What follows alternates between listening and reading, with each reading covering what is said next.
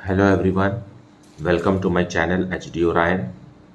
हम पढ़ रहे हैं accountancy for class 12 T S. Grewal की टेक्स्ट बुक से 2022 edition, chapter 8 dissolution of a partnership firm.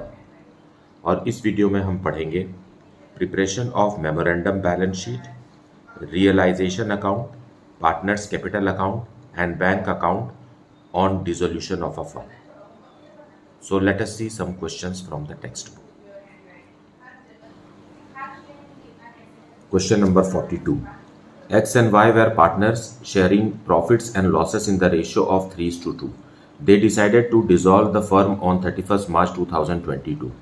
On that date, their capitals were X rupees 40,000 and Y rupees 30,000. Creditors amounted to rupees 24,000. Assets were realized for rupees 88,500. Creditors of rupees 16,000 were taken over by X at rupees 14,000. The remaining creditors were paid rupees 7,500. The cost of realization came to rupees 500. Prepare necessary accounts. So let us see the solution.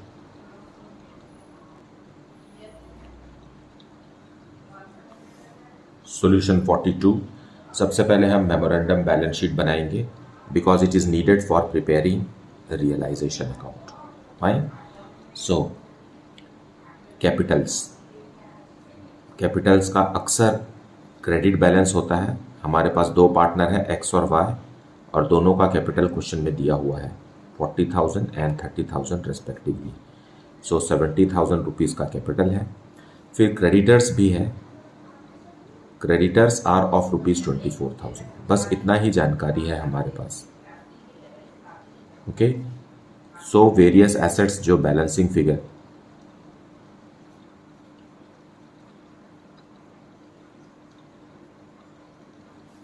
₹94,000 rupees का various assets है। Fine. Now with the help of this memorandum balance sheet we will prepare realisation account.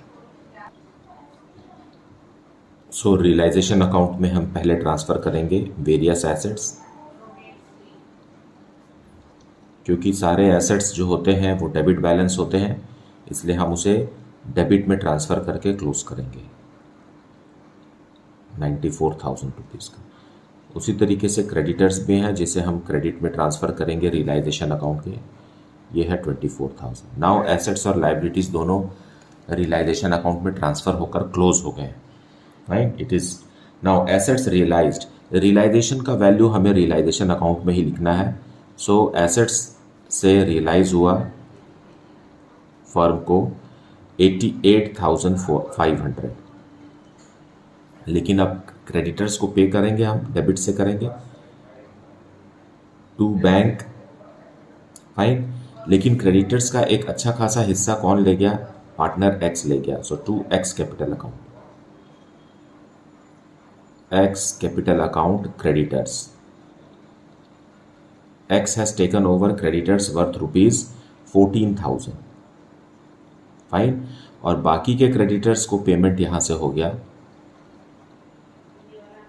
बाकी के creditors को पे हुआ rupees 7,500। Fine, 24,000 में से 14,000 rupees का क्रेडिटर्स X ले गया, तो बचा 10,000। 10,000 वाले क्रेडिटर्स को 7,500 रुपीज़ का पेमेंट हुआ, और एक्सपेंसेस ऑन रियलाइजेशन भी लिखा हुआ है 500। सो बैंक से पेमेंट हुआ 8,000 rupees, this much only. Fine, so it is 1,16,000। यहाँ भी लिखना है हमें 1,16,000। सो फर्म को लॉस हो गया 3,500 रुपीज का, लॉस ऑन रियलाइजेशन। और ये पार्टनर्स को 3:2 में बढ़ जाएगा। So which are the partners? Partner X and partner Y. So it is 2,100 rupees and 1,400 rupees. So ये हो गया realisation account.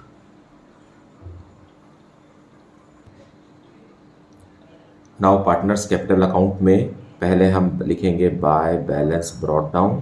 Credit balances are there 40,000 rupees and 30,000 rupees.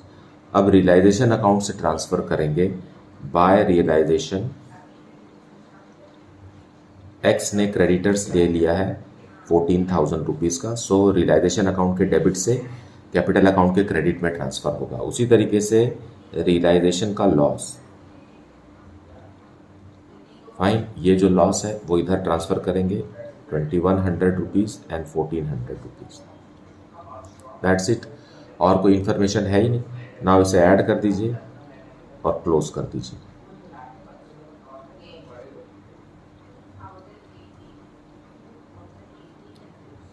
And balancing figure bank में लिखा जाएगा, क्योंकि फर्म डिसॉल्व हो चुकी है इसलिए कोई भी बैलेंस क्लोज डाउन नहीं बचेगा। And the amount is 51,900 for partner X and 28,600 rupees Y को वापस मिलेगा। Fine, so capital is a liability for the firm and the firm has to give it back to the investors, that is the partners, at the time of winding up of the business. So business खत्म हो गया, पहले creditors को payment कर दिया गया, उसके बाद जो रकम बची है उसे हम पार्टनर्स के कैपिटल को वापस करने के लिए यूज कर लिए। फाइनली बैंक अकाउंट बनाएंगे।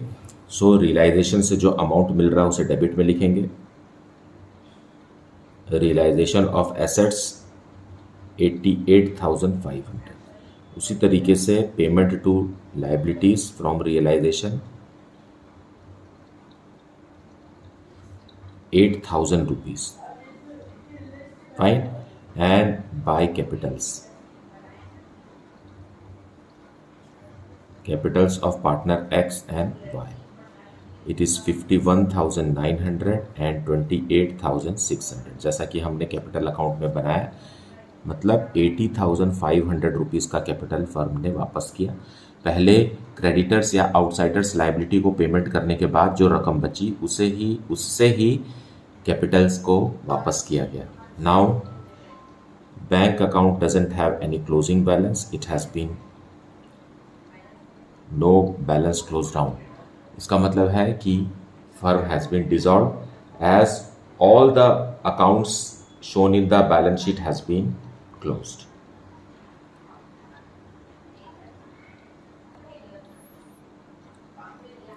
Now question number 43rd. P, Q and R are partners sharing profits and losses in the ratio of 3:3:2. Their respective capitals are in their profit sharing proportion. On 1st April 2021, the total capital of the firm and the balance of general reserve are rupees 80,000 and rupees 20,000 respectively. During the year 2021-22, the firm made a profit of rupees 28,000 before charging interest on capital at the rate of 5%. The drawings of the partners are P rupees 8,000, Q rupees 7,000 and R rupees 5,000. On 31st March 2022, their liabilities were rupees 18,000. On this date, they decided to dissolve the firm. The assets realized rupees 1,08,600 and realization expenses amounted to rupees 1,800. Prepare necessary ledger accounts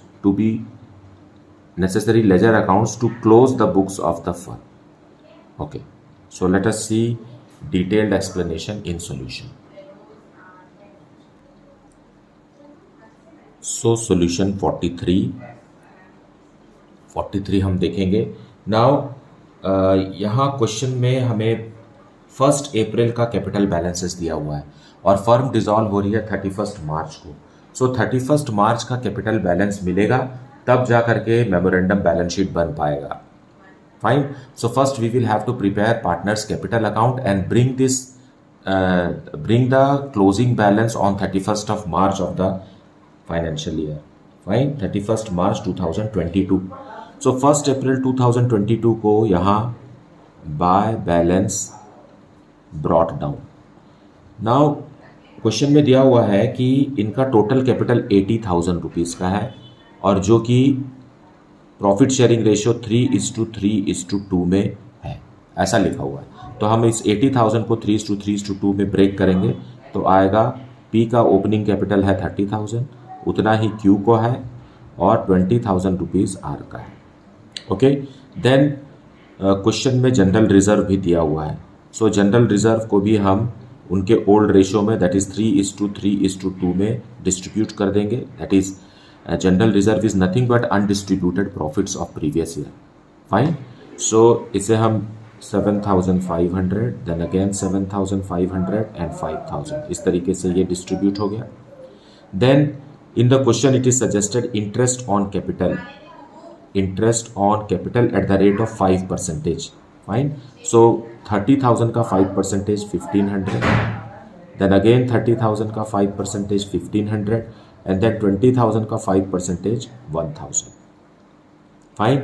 अब जो बाकी profit बचेगा, मतलब बाकी का profit and loss बचेगा, इसे भी हम ओल्ड रेशियो में पार्टनर्स को देंगे. तो कितना बचेगा? देखिए, प्रॉफिट दिया हुआ है 28,000 का, और उसमें से हमने इंटरेस्ट ऑन कैपिटल 4,000 रुपीज़ दे दिया. सो 4,000 रुपीज़ लेस करेंगे तो आएगा 24,000. 24,000 will be distributed in their profit sharing ratio. So it is 9,000, then again 9,000 and 6,000. Fine. Now there are drawings also. Drawings is recorded on the debit side of drawings है. P का ₹8,000, Q का ₹7,000 और R का ₹5,000. So now अब last जो रहेगा to balance close down, ये जो कैपिटल अब निकलेगा, this is the capital with the help of which we have to prepare memorandum balance sheet. So here the grand total is ₹48,000. Here also 48,000, and here it is 32,000.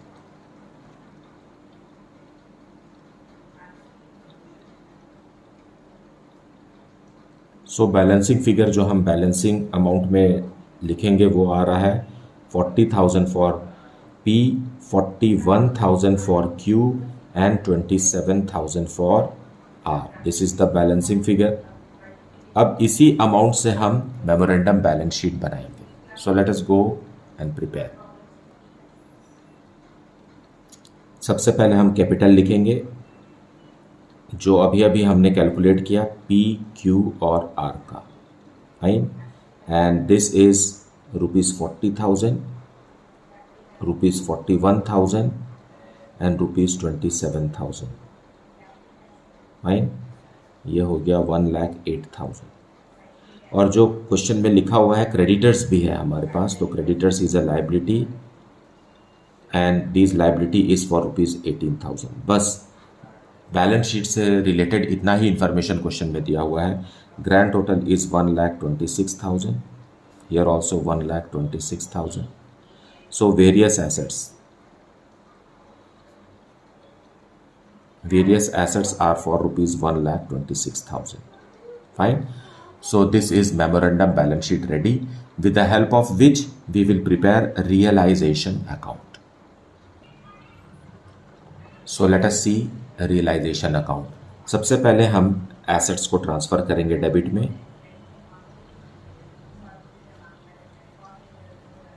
Assets are, जैसा कि हमने memorandum balance sheet में देखा 1,26,000 का है, उसी तरीके से क्रेडिटर्स को भी हम ट्रांसफ़र करेंगे रियलाइजेशन अकाउंट में from memorandum balance sheet. Now question में आगे कहा है कि assets realised ₹1,08,600. So by bank various assets, they realised how much? 1,08,600. उसी तरीके से हम बैंक से पेमेंट करेंगे टू बैंक. क्रेडिटर्स को पे करना है,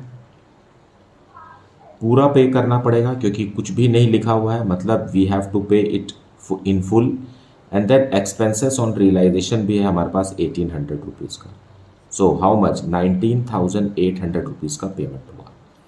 नाउ अब जो भी बच गया वो प्रॉफिट या लॉस है. डेबिट साइड ज़्यादा है, इट इज़ 1,45,800. यहाँ भी 1,45,800. So balancing figure is a loss and the loss is 19,200. So by loss on realisation it will be given to partner P, Q and R. So P, Q and R.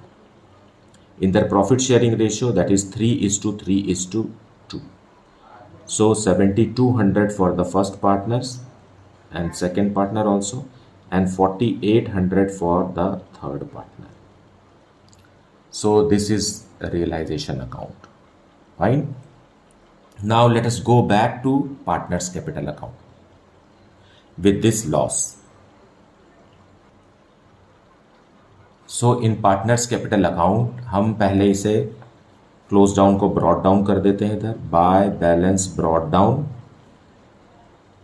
40,000, 41,000 and 27,000. उसके बाद realisation के loss को हम debit में लिखते हैं, that is 7,200, again 7,200 and 4,800, that much only.